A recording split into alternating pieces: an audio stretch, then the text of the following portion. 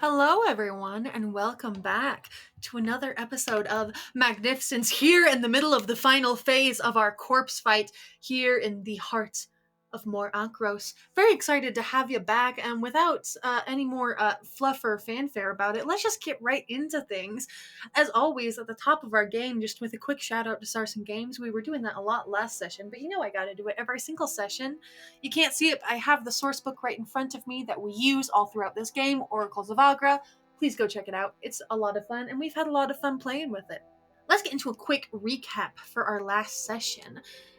Very typical battle, as you would expect. Going forward, going towards the stairs to exit from the heart of Mor Ankros, getting stopped on one of the landings of the various stairwells. Sprouts of red crystals lighting up the mutated, corrupted, deeply disturbing form, the many-faced and many-limbed form of the corpse ascendant. The party engaging in battle with the corpse, being dealt heavy blows and dealing back even heavier ones in return, going back and forth. We have, in the midst of our battle, a copy of Caradwyn, our local rogue, an undead rogue that is attacking Olwyn Tanner. We have Suda down on the ground, having been taken out but quickly stabilized with a very well-timed Spare the Dying from our resident wizard, Sage. We have Carrie down to just a single hit point, and all other party members looking pretty rough. But in return, the corpse itself also is in pretty bad shape. At this point, it's just a matter of who can hit the hardest first. With all that in mind, everyone, let's get right back into the battle, starting with our very next turn being the corpse itself. Now, as I mentioned before, the corpse is focused mainly on just getting people out of the fight. So with that in mind, it's going to swing on our dear rogue, Caradwyn. The first attack is a terrible miss. Yes. Second attack, Thank you, Dirtman. Oh, wait. 25. Yeah, I mean, that it's... No matter what I roll right now, unfortunately, we know what's going to happen since you're at 1. That is 10 slashing. Yeah, I mean, drops. So we see Carrie go down right next to Suda. Sage, you are standing in front of the corpse completely by yourself. I love being in danger, guys. Sage doesn't. Rosie does. Right after that, we're going to go right to Carrie. Please make me a death save. As usual, send it directly to me. Next, we have Suda, who is not making any death saves, but is still unconscious, just stable on the ground. So right past Suda, we have Sage. You are face-to-face with the corpse. What would you like to do? Before we do that, and before I forget, I am going to make a legendary action attack against you. Okay, that is a 24 to hit. 24 does hit. I'm casting shield so that I get 2 points to my arcane ward, even though it will still hit. Got it. That is going to be 9 points of damage. Whew. Okay. 2 of that to the ward, 7 to me. I'm at 7 hit points. Got it. Sage, it is your turn. If you just unfocus your eyes, you can see almost the strings of the arcane ward ready to extend to any of her allies at any given moment. And I think you see the one that was reaching to Suda is a little stronger right now. And you see that almost, not even the one going from Sage to Caradwyn, but you almost see the one that was on Suda expand to also cover Caradwyn, and you are stabilized, bestie. What I would like to do is prepare a bonus action. I want to be able to have my Summon Shadow Spawn attack before I dismiss it, if possible, but you can say no. Because I want to bonus action Shield of Faith on myself, is what I want to do. Since it has its own initiative, I will say it will not be able to attack. Cool. So I am going to dismiss that and just draw that back into me. The black hole sucks into Sage's chest and vanishes. And you see that she's buckled down. Olwyn, don't let me die. I won't let me die, but you need to help a little, probably. And that's my turn. I hate to say it, end of your turn is going to take another legendary action against you. Let's go. My AC is currently 16. Let's go. 18. Go ahead and roll damage. Yes, ma'am. That is 8 points of slashing damage, my friend. All right, I am down. Sage goes down. Just a pile of 3 of them. After that, Olwen, we're up to you. I'll go ahead and take the hit from the Shadow Caradwin to move without disengaging. Okay. Let's roll and see what Shadow Caradwin does. Shadow Caradwin rolls a 3 on the die to hit you and misses an opportunity attack. Nolan is going to continue. He jumps down the rocks as he runs parallel to the entangle and is going to position himself in front of the corpse, closer than Caradwin. And as he does so, he's going to reach back and pop a good berry into Caradwin's mouth to get her awake. And that's my turn. You narrowly avoid an attack from Shadow Caradwin. Run just around the entangle, narrowly avoiding any other attacks. Dive towards Carrie. Drop a good berry in. Brought back with 1 hit point. End of your turn. Carrie, make me a wisdom save. Okay. 5. You fail. You see this undead rogue is going to turn towards you and is going to cast command. Yep. It's going to command you to grovel. Oh, that pisses me off so hard. So you're going to, at the next turn, fall prone at the feet of the corpse and then end your turn. And that is the turn of the undead rogue. Alina, you are up next. If there was ever a time, it's now. Elena is going to move out of where she's been kind of hiding in half cover to be within 10 feet of the assembled group. Olwen is just outside of that range at the moment, but the others are all... She can get to all of them. She is going to call out, "Get within 10 feet of me," to everyone. This turn, and also I have to call myself out on this, when I rolled the damage for the Dissonant Whispers last time, I actually rolled it at 1st level, not 2nd level. So I'd like to use my last 2nd level slot here with the Dissonant Whispers. So one more time, I'm going to try that Dissonant Whispers cast, 15 wisdom save. It is going to use another legendary resistance to re-roll that. Jesus, it's going to use that again. Use them up.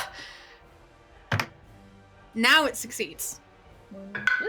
16 halved, so 8 points of damage.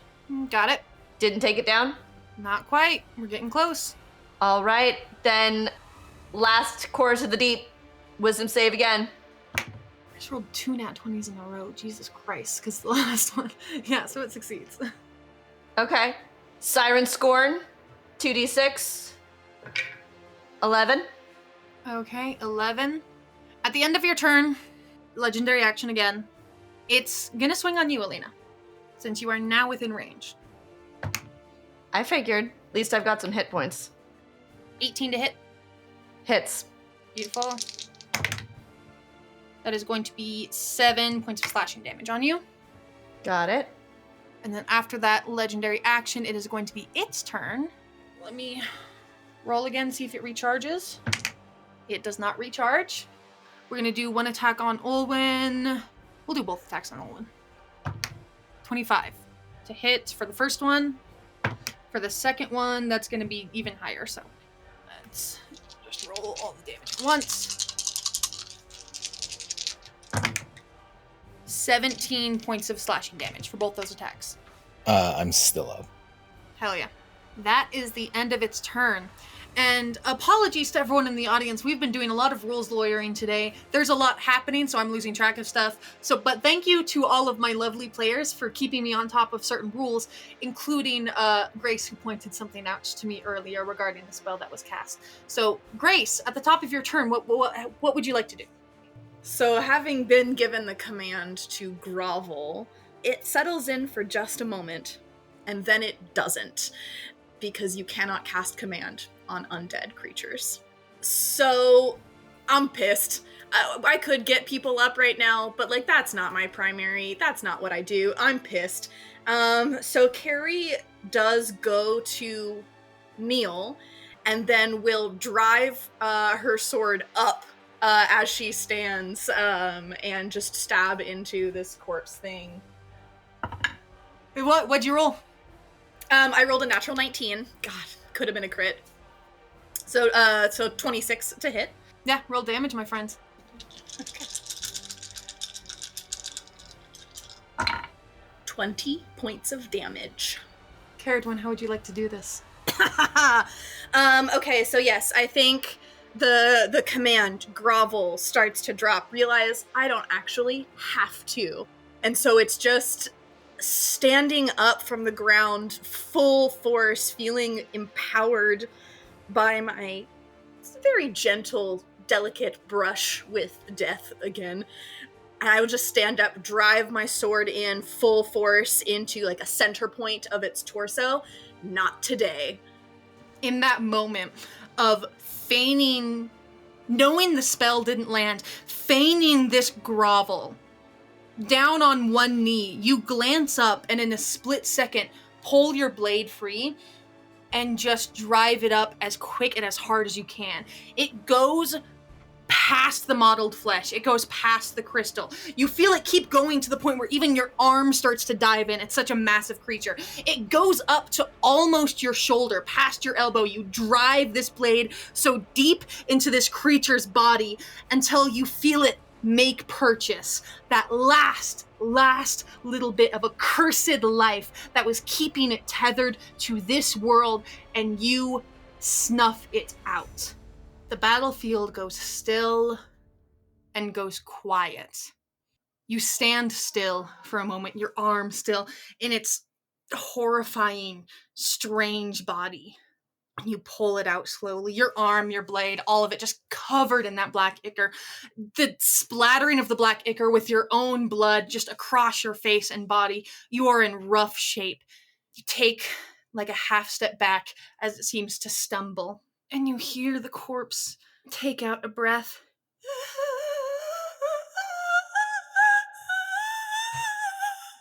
Falls down to one knee with a heavy boom, making the ground rattle even further. The red crystals that scour its body glow and pulse brighter and brighter and brighter.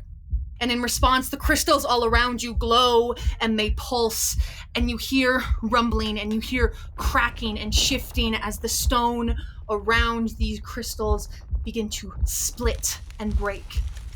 The ground, the earth around you, it all shakes. This earth that you have been trapped in for so long down here in Mor Akros has been almost breathing. It feels alive. And it feels in this moment like it takes a last shuddering breath.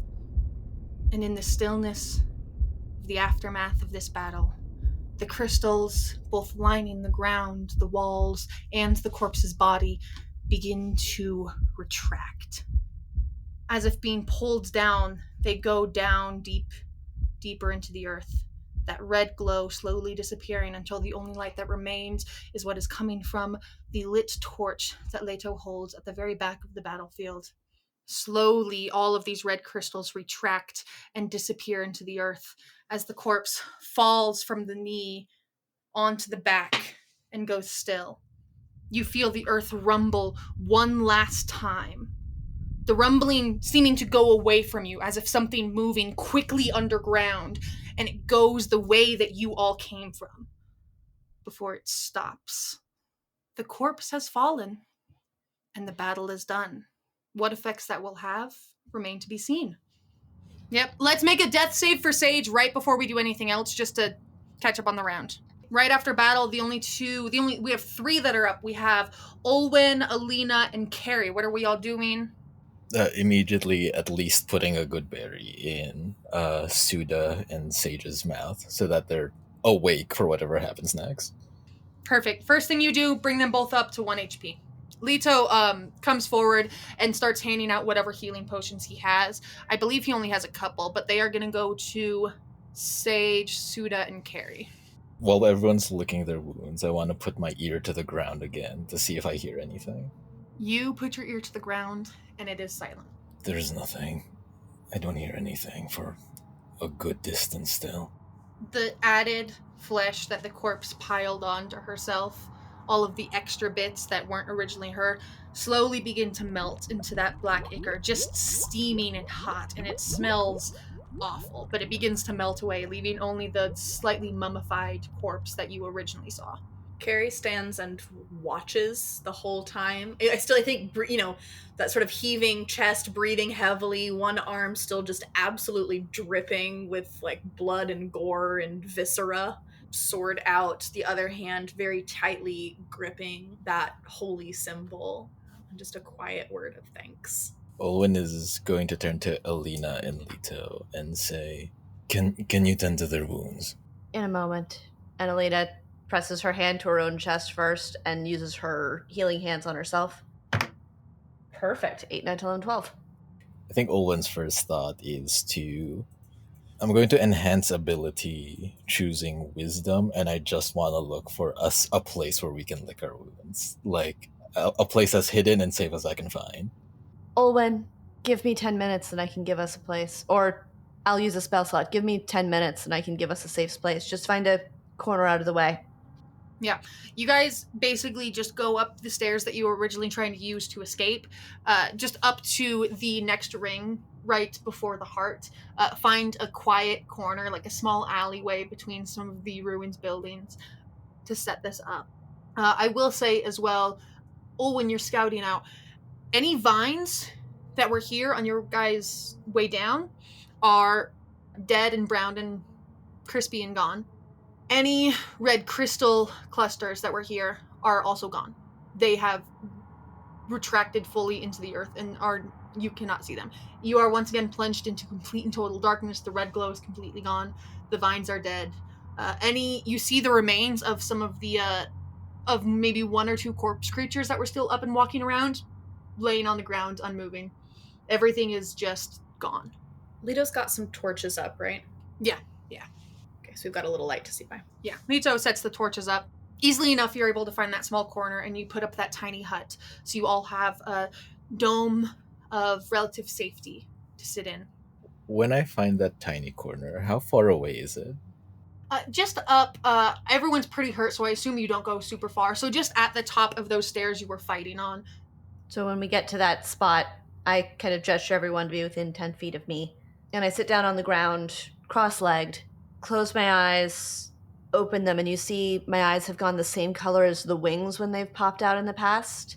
And I just start moving my hands in patterns that seem at first to be random.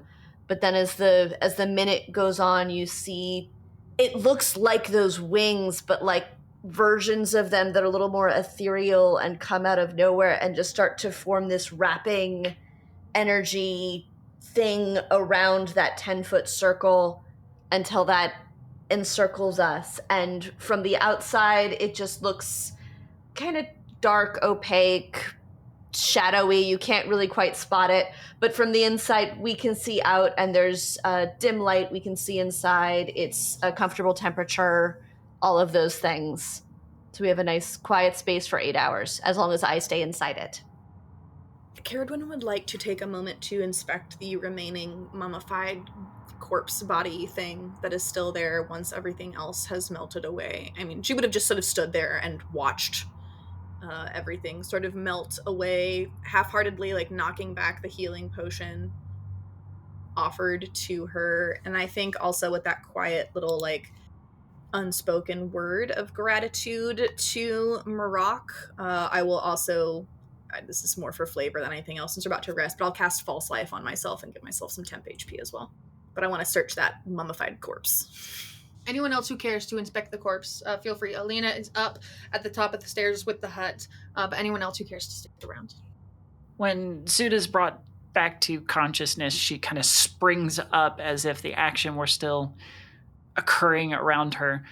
But seeing that everything is calm, she'll stumble kind of dumbly behind everybody to get into the area of the hut and nearly collapse.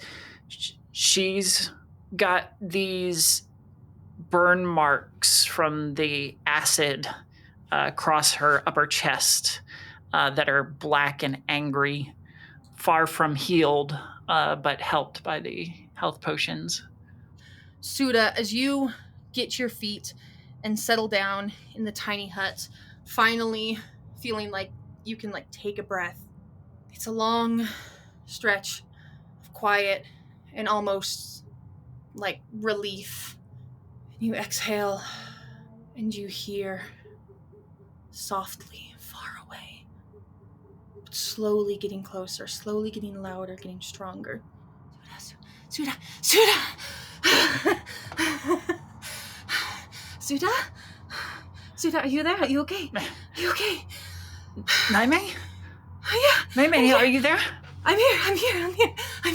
And she's probably going to be speaking this out loud, like she's not mentally together enough to hold it inside.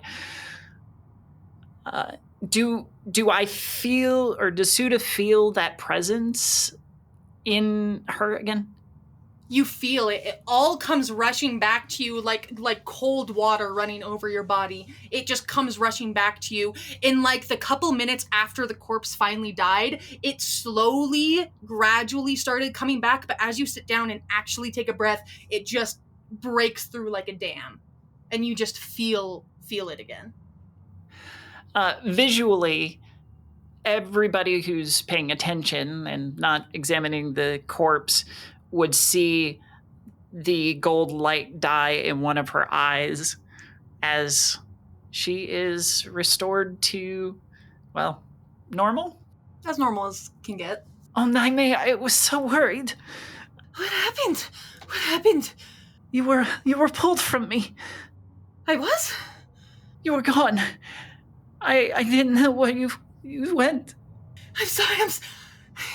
I'm so sorry. I know it's not anyone's fault, but I don't. All I remember was we were on the edge and then just nothing. It was weird. It was like there was something that was pushed up against my back, and right when we started going into the city, it just dug in and just pulled. It just pulled back, and then next thing I know, I feel it almost being ripped away, and then I'm just here. It doesn't matter now. You're back. You okay? Yeah, I'm just grateful. I was so worried, but you're back now, and we need to rest. So, as Suda says, we need rest, Elena just moves over, and this is probably the most gentle interaction that Elena and Suda have ever had. Oh, 100%. Elena very gently puts her hands on Suda's shoulder and says, I hope I'm not intruding, and then uses telepathy. So Suda and hopefully Naime hear, Naime, it's good to have you back. And then she just removes her hand and steps back. She's not using detect thoughts, so she can't hear the response, but she's just sending out it's good to have you back. Suda, you hear back going oh, that was weird. I remember she could do that.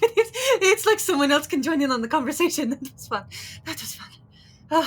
Tell Lena I'm glad to be back. I'm glad everyone's okay, right? Everyone else is okay? You're okay, everyone is okay?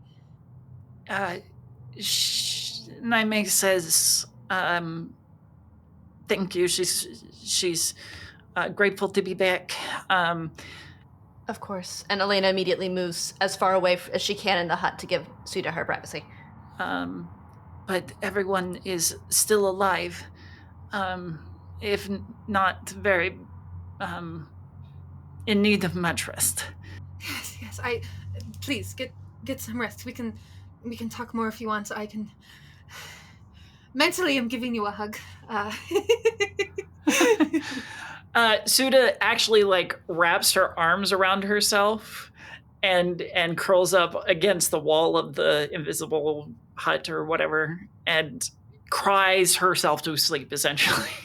Naime doesn't say much else. She just makes her presence known, also sitting in just disbelief and relief and gratitude herself. So just, as I said, just makes her presence known and just sits there with you until you drift off to sleep, finally. Down the stairs, investigating the corpse. Sage will also go to investigate the corpse. Sage, Carrie. Is Olwyn there? I think after finding the place where people can rest, I think Olwen's just found like a little place where he can be by himself. Got it. Okay. So we'll do investigation first. Yeah, Sage is not going with her usual urgency. I'd say she has brought out that amulet of Linquilla that she carries around with her, that little holy symbol that she has, casting light on it more so to give Caradwyn more light to examine this. She seems out of it. You've never seen Sage hardly injured at all, let alone this injured, and I think she's largely like disassociating and also just trying to catch up. She's more glancing at the corpse just to try to see what did I miss. Go ahead. The two of you that are there, feel free to make me investigation checks to just examine the corpse. I could also be convinced if you prefer to do like a medicine check since you're observing like a physical body. I'm standing at a distance, so I'm not going to use my advantage from that item you gave me. She's not getting into Caradwyn's space at all. Got it. 25. With a 25 investigation, you're already covered in so much like gore and bile and blood, kind of pushing away the slop of half-rotted, liquefied flesh that has been left behind. It's sort of whatever. You push that aside to examine the actual corpse, the original one that was hanging in that cathedral. You notice it is definitely incredibly old. The physical body in front of you is easily, like everything else you've found down here, pre-Empire. Hundreds of years old.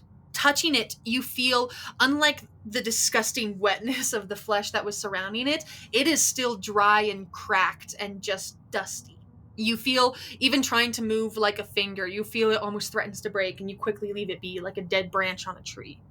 The remnants of any clothing is just dirt-caked old, what was maybe like a dress or a shawl or robe, something that was tied around the waist and just let flow. There's no jewelry or anything with whatever dried, mummified skin or flesh that remains that gives you any hint as to who the corpse was.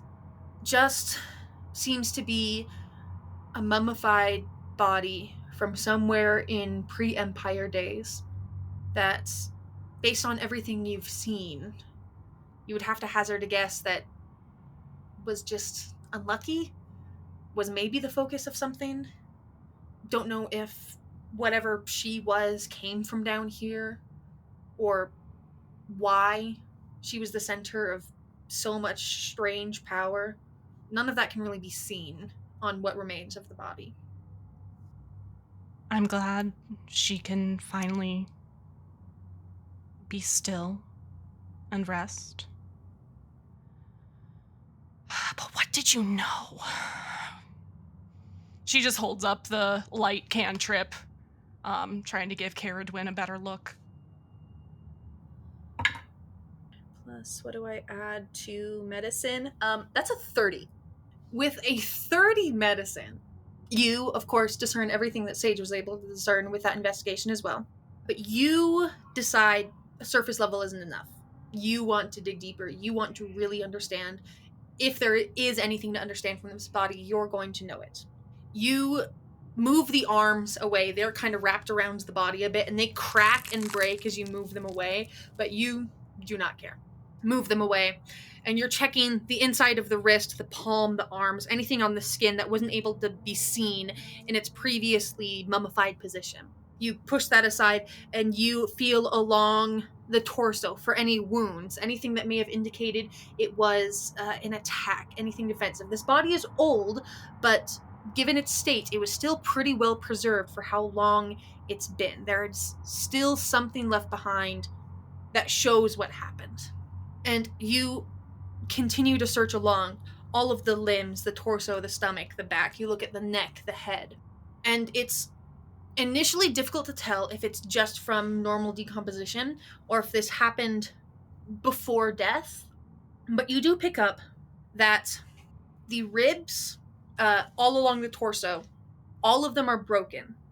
They are broken from the inside. They are not broken from the outside. Nothing hit her from the outside. Something hit her from the inside. With that, you move some of the cloth aside and you examine further. You take out a blade and you kind of cut through. It's like paper mache at this point. I'm not looking at, like, as soon as she starts getting beyond surface level, Sage turns and looks off into the distance instead of at what's going on. Yeah, I think Carrie probably signals a moment, like pulling out a dagger and does a fun little like finger flip with the dagger, but we're using the dagger as a scalpel, basically, to dig in a little more. Trying to see if there's any source of how these ribs were broken from the inside. You are able to quickly discern there are no inner organs or anything in the body. Whether that was something that was like maybe this person was prepared for burial in like a traditional way beforehand, or something else, that much is unclear, but you know that that is gone. She is an empty husk. And there's no indication of what could have broken these ribs from the inside. The inside of the body is completely blackened, but again, hard to tell if that's just from normal decomposition when looking at a mummy or from something else. But with that wonderful medicine, you get a very in-depth look to the state of it. Carrie will be sort of just describing that out loud in a very detached, monotone, matter of fact. I am making a status report as to the condition of this body for anyone in earshot. I know Sage isn't looking, but is I assume at least listening. She's kind of not all here right now, I'm gonna be honest with you. That's fair, and I think Caradwyn is in a similar state of dissociation, but much more in the like, okay, well, danger is over, and so now I am doing this thing. I think that's Caradwyn's much, much more accustomed to dangerous situations and such. So, but also with that level of dissociation, like the more compartmentalization than dissociation, probably has not clocked that Sage is like way more traumatized because like, yeah, this was a pretty gnarly fight, but also like no one died, so like we're fine. Why are you upset? Interesting. A lot of force damage from the inside. No organs, but that's typical for mummification, so who's to say if that's as a result of being mummified or whatever exploded her ribs from the inside. Fascinating. I've never seen this before. Sage, have you... you're practiced in medicine. Is that something you've seen before? Seen it before. No. I know first aid. I know literal medicine. Herbalism, that I don't have physician's training. Well, I think we've gathered all we can. I think I'd like to lay down. And we'll go over to our tiny hut. I know Carrie will, walk in and see Asuda, curled up, kind of hugging herself to the side. Will take 2 steps towards Suda and then just turn and sit on an opposite wall, like. And I will say, while all the research was going on, Elena did a prestidigitation in like the center of the hut just to create a warm area there. So there's not fire, but there's heat, there's warmth. And then she's also ritually cast Unseen Servant. And so her Unseen Servant is sort of currently unbraiding her hair and doing little like personal tasks there. But also as other people come in, if anyone like needs help getting armor off or anything like that, the servant will stop what they're doing, go help, and then come back to her. Leto is putting together whatever rations you guys have left to make food for everyone. Well, all of this is going on, all the investigation, everything in the hut. Olwen, anything from you as you go off and just sit by yourself for a bit? I think Olwen finds just a quiet place where he can be by himself. He'll take the notebook that he carries around, that he writes things in Druidic in so that other people can't read it. He's going to thumb through the letter that he wrote on the front page of it, thinking back to when he wrote it, a sort of a just in case. I think he's going to flip to the back of the notebook. He's going to sit there and think for a moment about what he would say if he had to say goodbye. And he puts it down, knowing that if that is what happens, he doesn't have a way to tell them anyway. He furrows his brow, thinks about how he promised Athen that he would be there at a funeral if she dies. He thinks about how he promised he'd help Kuvos in exchange for helping him. He thinks about what someone else could have done. He thinks about how for as long as he's practiced this, he knows he doesn't speak these words as well as his father would have. And I think he's going to close the notebook without having written a single thing down. And he's just going to try and breathe. He's going to hold his own hands close. He knows they're shaking. He knows more than they already do. And he's just going to hold it just a little bit tighter. Because he feels helpless. And he knows that he has to get himself through it. That whatever community or support system he had, he left that behind so that he can do this. So he needs to be okay.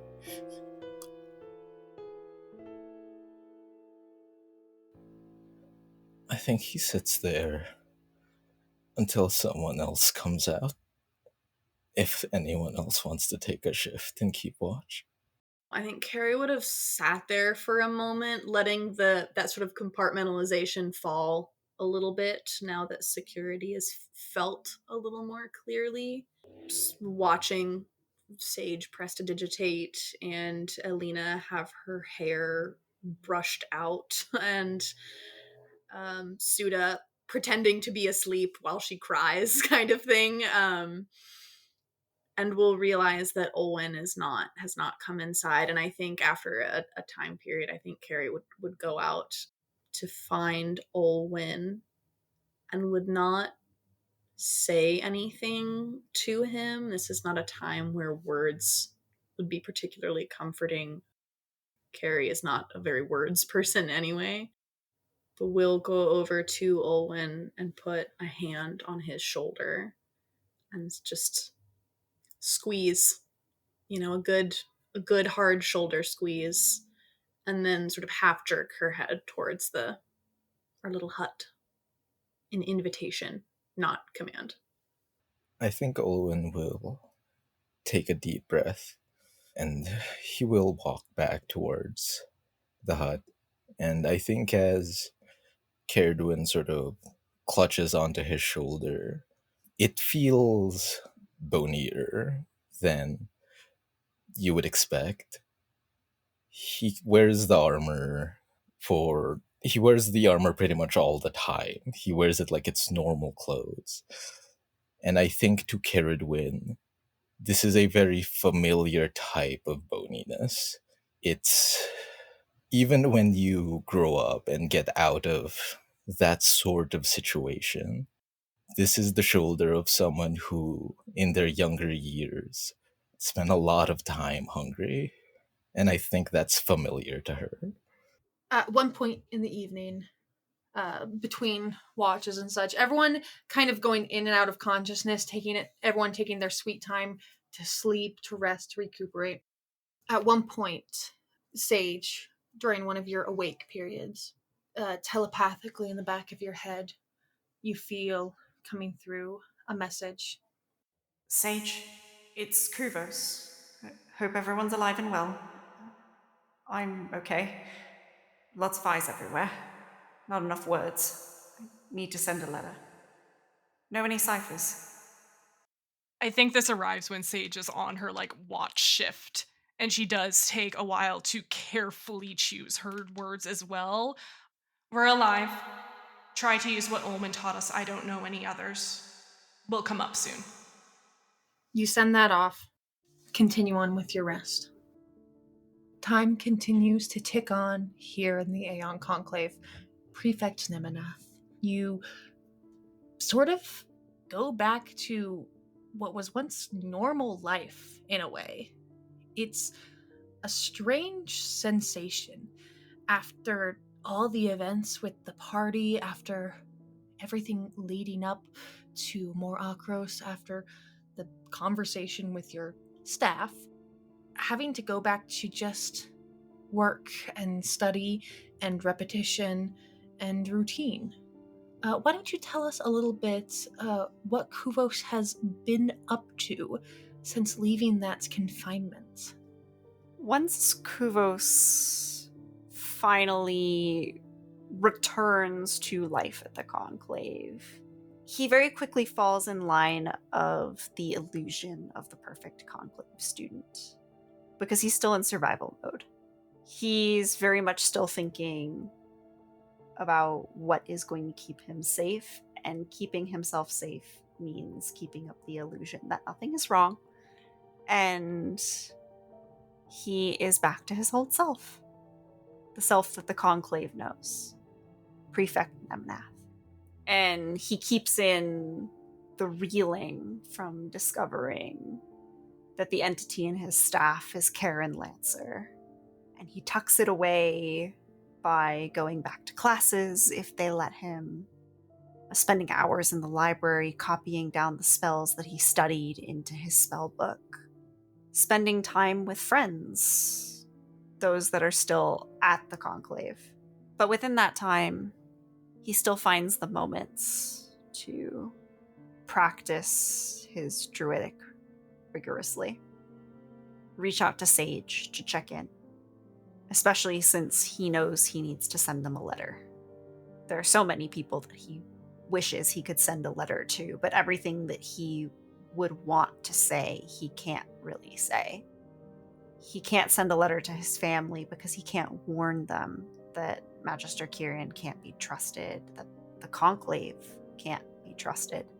He can't warn his friends of what he's going through, not in plain speech anyway. He can't ask for help, at least not up front in the way he wants to. It all has to be hidden behind ciphers and illusions. God's is he tired of hiding, but he knows he has to do it, at least for a little longer. And it's in that time that he sits down in the library and very carefully crafts that letter. After running through the Druidic over and over in his head, making a lot of assumptions about grammar that he doesn't really know, and tries to write a poem that will say everything that he wants to say. Because the only way they're going to let it pass is if it's some strange unknown thing that he could have found in a book in their library that he doesn't understand, that they likely won't understand either. He hopes with every fiber of his being that the Conclave will not take the time to figure out what type of language this is, especially since after everything they've said about nature being the enemy of progress, it would be so nice for nature to hinder their own progress. You take the time to craft this very carefully worded letter to the rest of your friends, and you are able to send that off however you like. Well, as was told to him, he needs to deliver everything directly to Cardinal Amifrey. So he will head down to the office to deliver that himself. You head straight to the office of one Cardinal Amifrey.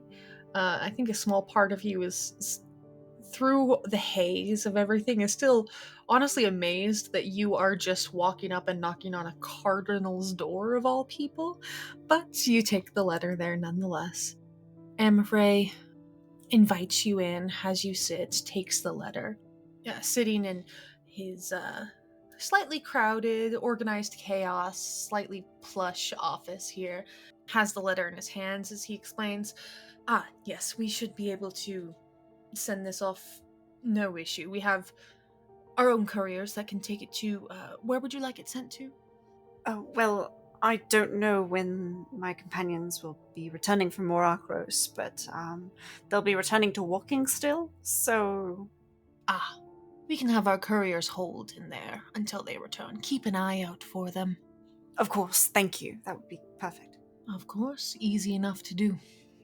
And, Cardinal, if in the future I were to need such level of subtlety, shall we say, how would I get in contact with those couriers for my own use?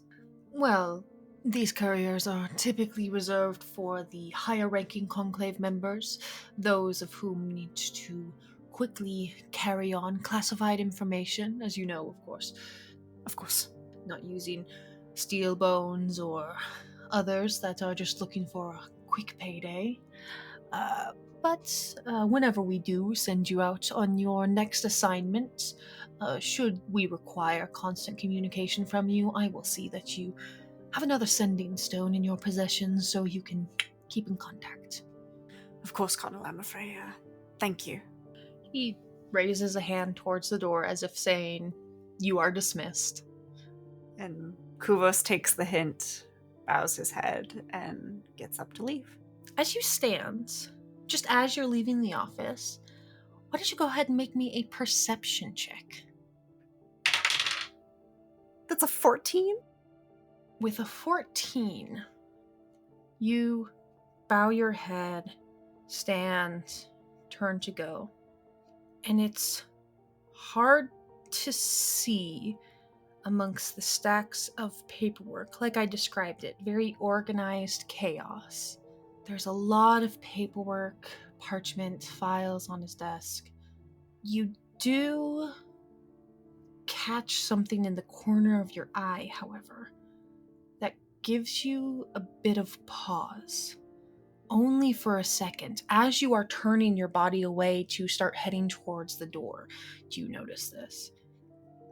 Sort of off to his left side on the edge of the desk, under a stack of completely different, obscure paperwork you don't recognize, you swear you catch the name Naime on a piece of paper.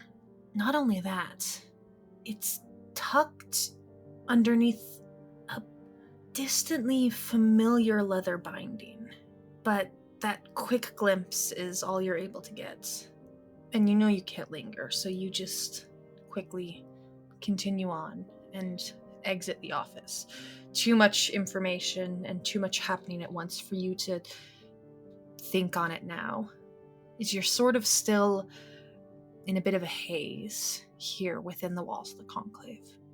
Once he's out of eyesight of the Cardinal, where he can't be scrutinized, the door's been shut, he lets the confusion kind of show on his face, his brow furrow for a moment as he thinks about why the Cardinal would have Naime's name, but shakes it off. He's not going to get answers standing in front of the door. He's only going to look more suspicious.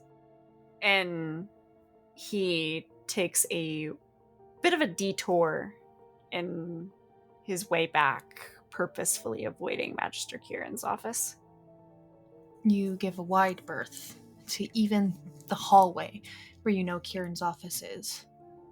Where is Kuvos heading? What is Kuvos doing? Still in this almost limbo state within the conclave. Your sending message sent out. Your letter sent out. At the moment, he doesn't entirely know. All he knows is that he's very aware of the fact that he is avoiding Kieran's office. There's a bit of a pang in his chest as he realizes that he is actively making that choice. He still doesn't know how to feel about that night, day. What time of day was it even? He doesn't remember anymore. All of the painful details are so muddled he can barely keep the little ones straight. And he thinks about all of the times that he would purposefully move towards Kieran's office when he felt like he did right now. Confused, hurt, in over his head. And the fact that he doesn't have the mentor that he thought he had hurts. But it hurts even more that he can identify all those little signs of how he should have seen this coming. The Conclave was always more important to the Magister than the people within it. He should have seen it back in Walking Still, when he mentioned that his purpose for studying magic is to save his home, and he was called oddly noble in that pursuit. He remembers the argument he overheard as a child with Uncle Bren, and how long it's been since he's shown up at the Conclave. And for the first time, he finds himself wanting Bren's counsel more than he wants Kieran's. But would it be too suspicious for him to leave now? He just got out. He might need to give that one more time. But his feet carry him in a different direction, kind of on instinct. Somewhere to shake off this feeling of so much weighing on him before it gets too much. With all of this weighing down on Kuvos, you turn maybe not even a real plan in your head, and you head deeper into the Conclave. You all experience this exactly the same at different times as you sleep. The darkness of unconsciousness, the final piece of truly exhausted, beaten down rest. All of you, for a moment in your dreams, kind of see where you're sleeping in this tiny hut. It's a strange out-of-body experience as you feel the ground slowly fades beneath all of you. And there's a moment, that feeling in your stomach of dropping from a great height, but you just sort of gently float into the darkness as the world around you disappears. All of you together as a party. And it's quiet and it's still. It almost feels like you're underwater. And you hear nothing. But in that same sickening, eerie red glow, Suda, in front of you, you see bathed in that red light. You stand, confident, rested, at peace. A figure standing right beside you, actually there, with a face exactly as your own. Smiles on both faces. Calm. Alina, you smell the old paper of books, the gentle peace of the library. You feel a friendly hand on your shoulder, wearing a familiar ring that feels warm as it hangs around your neck. Olwen, the sounds of the city fade quickly. The smell of the greenery comes back. You hear gentle conversation of family, friends throughout the trees. Calmness, green, in a place that is eternal. Carrie, you stand confident, adorned, embroidered with high rank and success. Comrades around you, laughing, sharing a drink, sharing stories. And that symbol that hangs beside you feels cool, comforting. You feel assured. No matter what happens, there's always someone watching your back. But you probably won't need it. Sage, it's dark for a long time. For a long time. The reddened imagery that surrounds your party members brings them peace in their dreams. But you don't see any answers in front of you. You do not see a single path towards a future that answers your questions.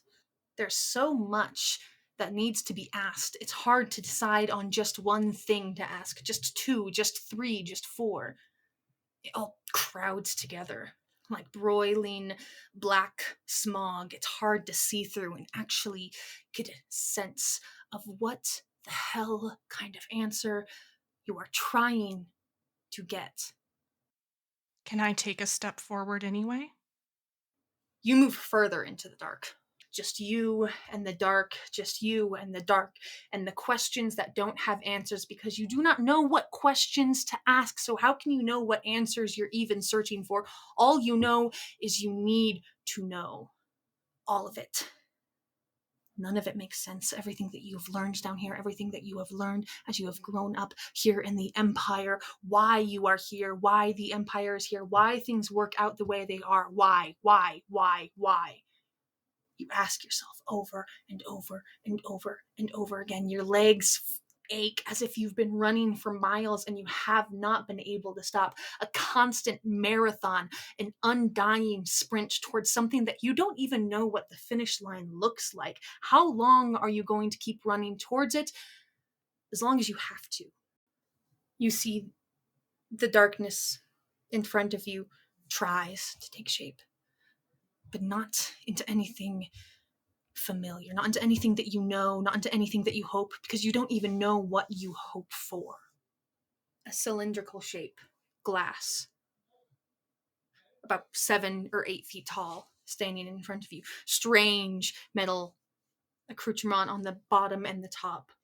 It is dark inside. It is liquid inside, something frothing about, as if the dark, dark waters of the swamp concealing what is actually there. And you get closer, trying to see what it is.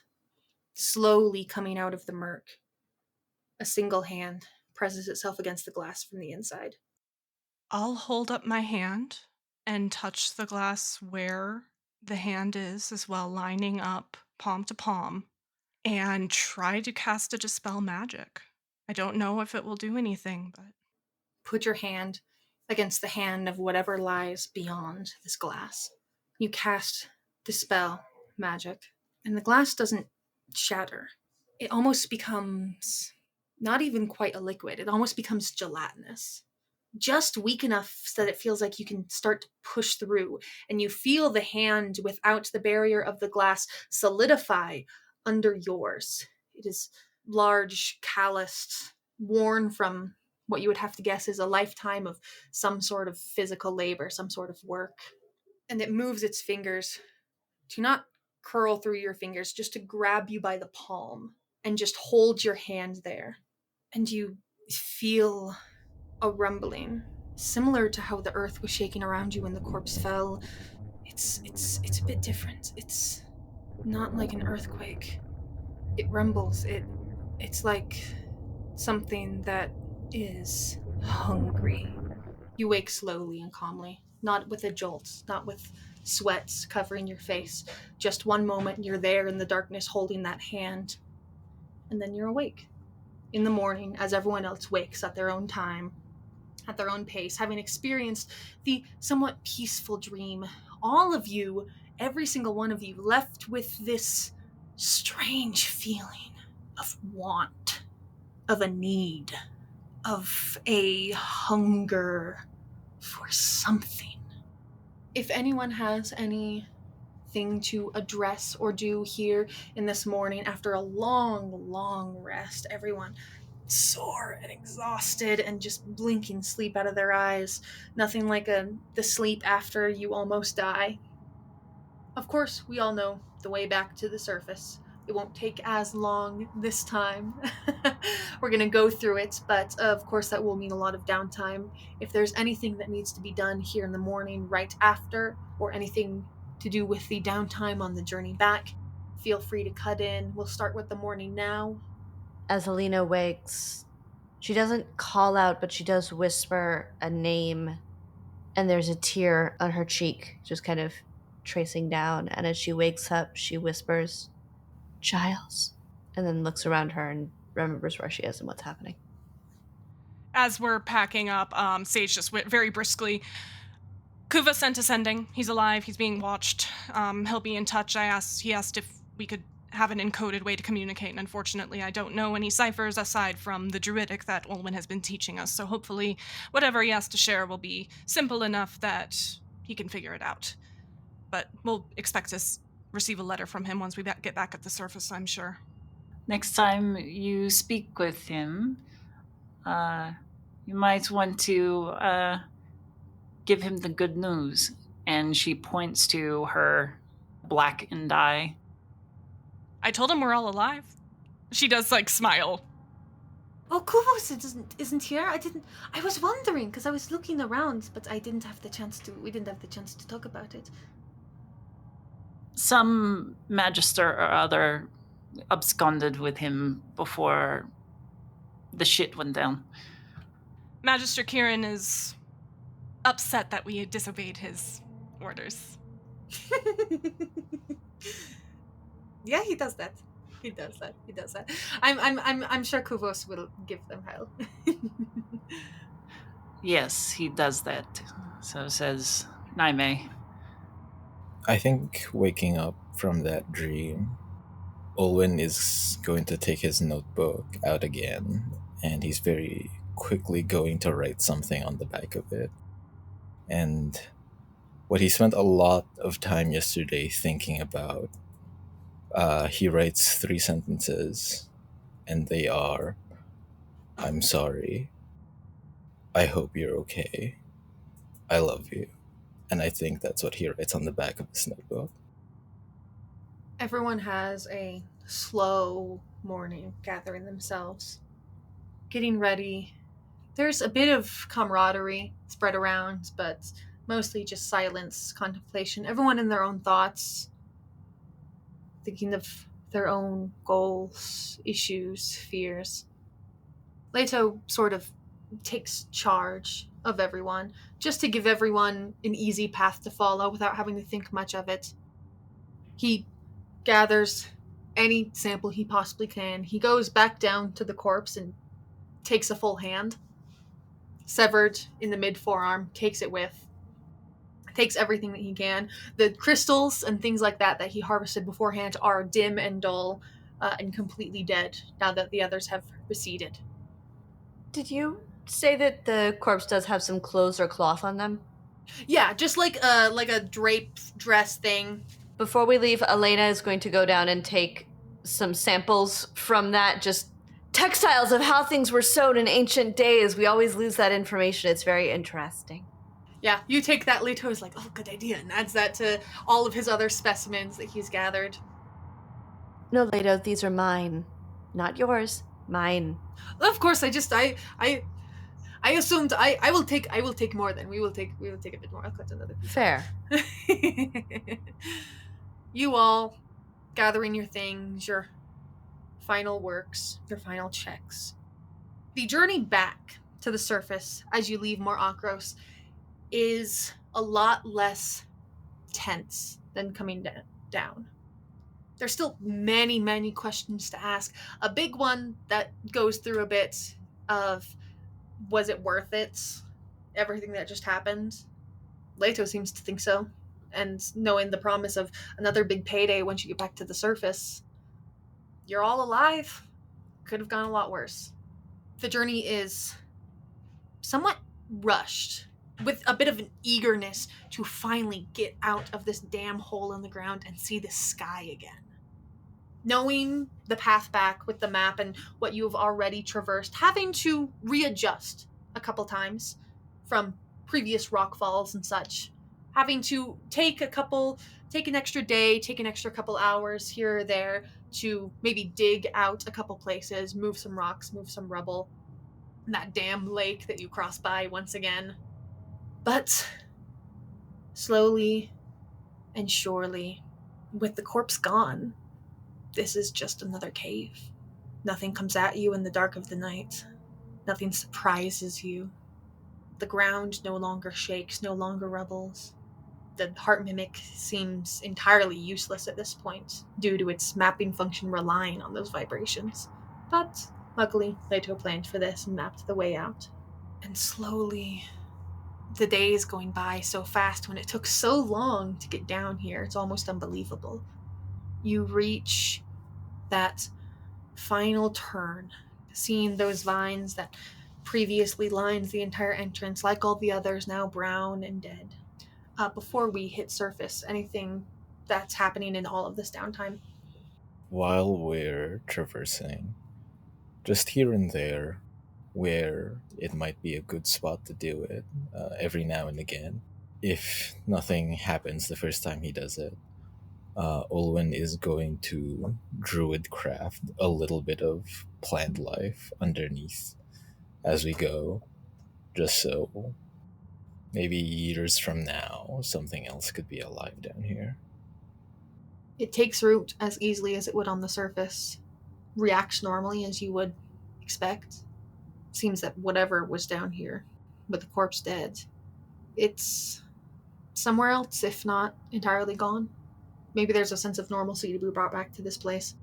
When it becomes clear that we're moving back toward the surface and intent on exiting, before you had told me that we were supposed to come down here for something, but we have found nothing. Nothing to help you. In fact, I almost lost you. What was our purpose down here? I hate to be pessimistic about it or, freak you out about it, but I told you about a feeling that we were meant to go down there. I couldn't really tell if it was a good thing or not. It sounds terrifying, and I hate to say it because it scares me. But I think whatever purpose there was to us being down there, if you can call it that, I think me going away might have been it. I don't know what happened. I don't remember part of it. I just remember the feeling. I don't know if anything happens to me, but I'm hesitant about it. I think it was maybe a sort of siren's call to go down there. Not gonna lie, that's a little disappointing, but if nothing else, we have a lot of gold coming our way, and maybe the crafters can use it to figure something out. Yeah, we're already in Mardol. We might as well shop around with newfound funds. I mean, your friends seem pretty smart, so see if any of them have anything that they can help with. I'm sure if you give them a smile and ask nicely, they'd be willing to help. Yeah, maybe.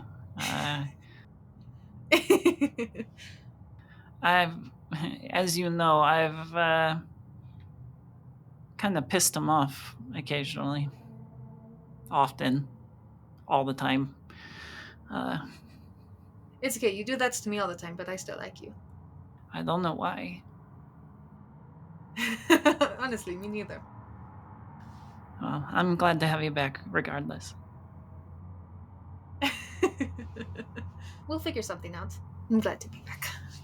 At some point, just a quiet time on the road, Elena is going to cast Sending to Naime. I don't know if Suda can hear this or not. It's interesting. But she's going to cast Sending to Naime and just say, Naime, it's Elena. Are you truly all right? I reached out before, and all you could say was the light. I just want to check. You cast Sending to Naime. It's a bit of a strange situation, but you feel the spell find purchase in its destination. It's a long time before you get a reply. I'm okay, really. A bit nervous because I can't remember anything that happened. I just feel different. Not good or bad, just different. Does Suda hear any of that conversation? I'll say no. So she would then go back with a, you don't need to tell me now, but if you want to talk about the difference, I'm here. Thank you. I'll keep it in mind. I think I have to understand what it means. And then the only other thing is that as we are going back, Elena is just keeping an extra awareness about her for that shadow thing, that reflection thing over the back of her shoulder that was happening so often when they were down, but also before they went down. Anything else on all of our travel to the surface? Yeah, just as we travel, Caradwin is leading the way. I think with Lisa, Leto is really taking the lead to give us the break, but especially with that last sort of dream vision. You know, if you don't really sleep, do you really have dreams? But that's a philosophical debate for another day. But after that dream vision, I mean, we're really leaning into that the cleric hubris of I am untouchable. So very much leading the way, but still 3 times a day, basically, we'll be casting basically looking for undead within 60 feet, just sort of habitually as we work our way out. Also vaguely keeping in mind, yes, Elena's curiosity about her like ghostly visitor figure, and Suda and Naime's like previous concerns about whether or not Naime is like dead or alive, kind of thing. Not expecting to get any feedback on an undead presence, but I get 3 of them per long rest, so we just burn those as we travel. The entire way back, you don't pick up any more signs. Whatever was down here is gone, evacuated, dead. Probably at some point during our journey, there will be a moment of like climbing over a rock next to Suda or something like that. And Carrie will just take a quick opportunity to say, I'm glad your sister has returned. Hello, Naime. Thank you. I am very grateful. I was afraid I'd lost her down there. The things we lose have unusual ways of coming back to us. It seems that we are forever bonded, bound to each other in ways that we can't fix. Well, hopefully we can make it just the metaphorical way. And Carrie will take that opportunity of Sage's interruption to scuttle away from this conversation. As Carrie scuttles away, Pseudo, you hear in your head, ooh, what's there pretty? Don't tell me you don't think so. You already know I do. Ooh, does that a bunch more times. Grow up. And then she like gets red in the face just randomly. Ooh. I think as we're traveling, Sage doesn't necessarily do anything, but I think for those with higher insight over the days of traveling back to the surface, you just see her standing up straighter, coming back to herself, coming back to her stature that she has had as she builds herself back up.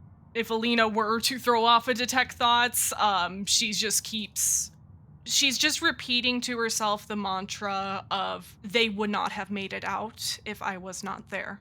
I was here, we found something, this was worth it, and I helped, I was here, and I mattered. And she keeps telling herself that and building those layers back up around herself. Right. Anything else as we return to the surface? Can I make copies of just some of the notes in my journal? I just wanna, during quiet times during the night, I just wanna take some parts of it and write it again in a different part of the notebook. Yeah, absolutely. Finally getting back to the surface.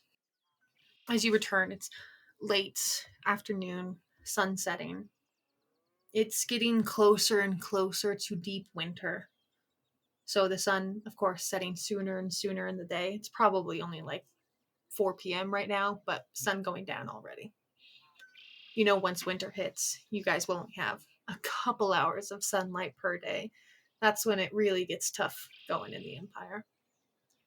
But slowly, exhausted and beaten down, and just ready to see the sky and have some fresh air for the first time in days, weeks. You go up the ropes that were previously placed, a fine layer of dust, dirt, just from disuse for all the time you've been down there. Pull yourselves to the surface. Just a big sigh of relief, a feeling of exhaling throughout the group as you're finally back on solid ground again. Seeing the sky stretch endlessly above you, all of your eyes taking forever to adjust for just weeks of being underground in just pitch darkness. No guards stand around the remains of this giant hole in the earth.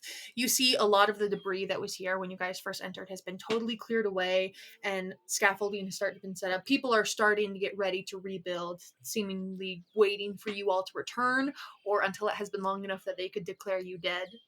There is large dividers set up around the whole area. There's no one else in this area, and as Leto goes forward, exhausted himself, pushing some hair out of his face and straightening up his facial hair as best he can, pushes aside some of the cloth dividers, like yawning as he goes, going like, all right, it was not the worst that it could have gone.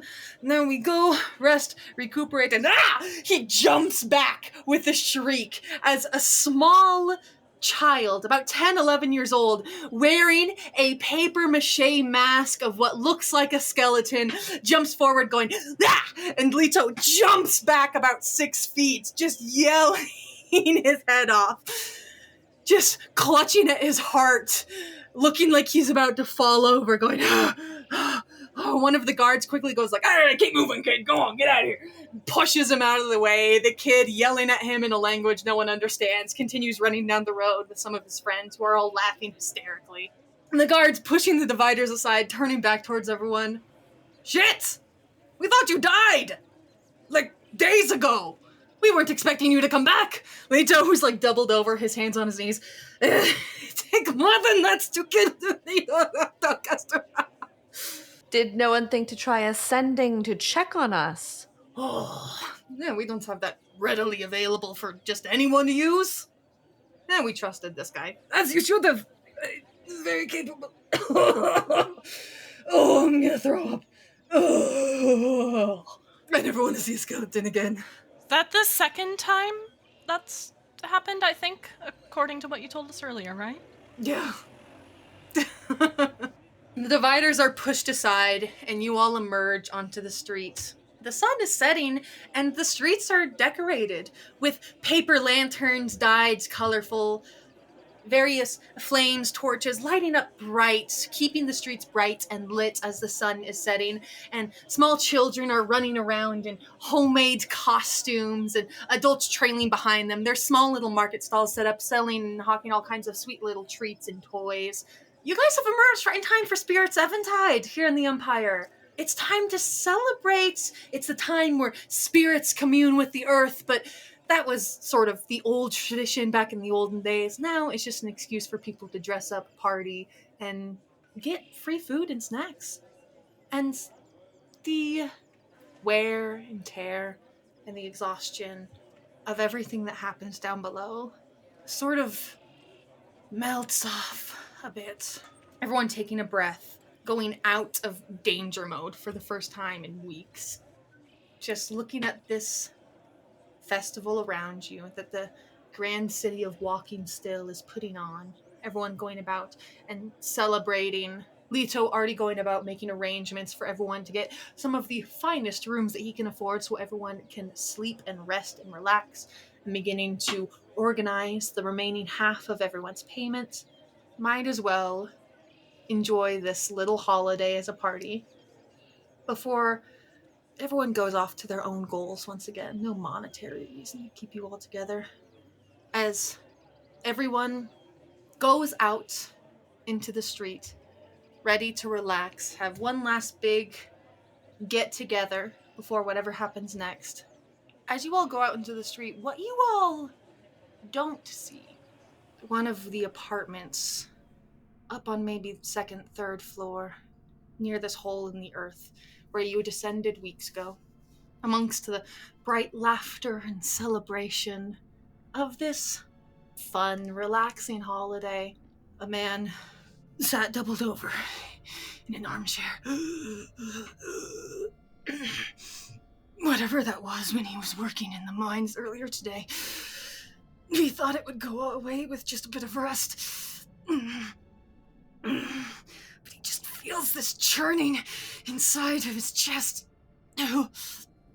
His wife is in the other room putting some hot soup together, trying to fight off whatever fever is getting to him. Wipes the sweat from his forehead, doubles over, looks down at his hand, at the thick black ichor that has escaped from his lips. Maybe with a bit of rest it'll go away.